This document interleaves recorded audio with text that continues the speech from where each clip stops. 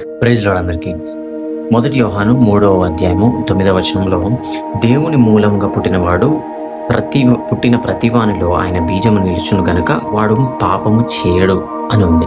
అంటే దేవుని ద్వారా జన్మించిన ఏ ఒక్కరు కూడా పాపము చేయాలి అన్న ఆలోచన వచ్చినా ఆ పాపంలో కంటిన్యూ అవ్వలేరు. ఇక్కడ చేయడు అని ఉంది కానీ ఒరిజినల్ గ్రీక్ ట్రాన్స్లేషన్లో చూసుకుంటే అది కంటిన్యూస్ టెన్స్. అంటే మనం అలాగే కంటిన్యూగా పాపంలో ఉంటూ దేవుని ద్వారా రక్షింపబడ్డాను అని క్లెయిమ్ చేసుకోలేము. ఎందుకంటే దేవుని ద్వారా రక్షింపబడితే మీలో నిజంగా పరిశుద్ధాత్మ దేవుడు ఉన్నట్లయితే మీరు పాపం చేయాలనే ఆలోచన వచ్చిన ప్రతిసారి కూడా మీరు ఆ పశ్చాత్తాపడే గ్రేస్ ఉంటుంది. ఓకే, ఆ కృపని మీరు పొందుతారు. చేయకూడదు అన్న ఆ కృపని, చేయకూడదు అన్న సామర్థ్యాన్ని పరిశుద్ధాత్మ దేవుడు మీకు ఇస్తాడు.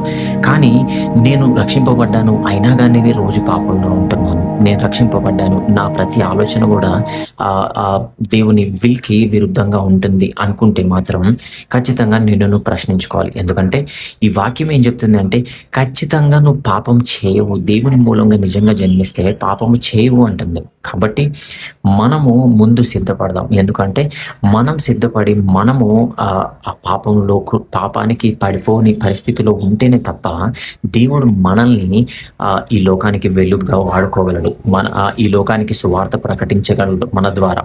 కాబట్టి మనల్ని మనము పరీక్షించుకొని ఒకవేళ నిజంగా పడిపోయిన స్థితిలో ఉంటే తిరిగి క్షమాపణ అడిగి మళ్ళీ ఆయన చెంతకు రావాలని ప్రార్థిస్తున్నాము. ఆమేన్. ఈ వాక్యాన్ని ధ్యానించండి. పరిశుద్ధాత్మ దేవుడు మీతో మాట్లాడు.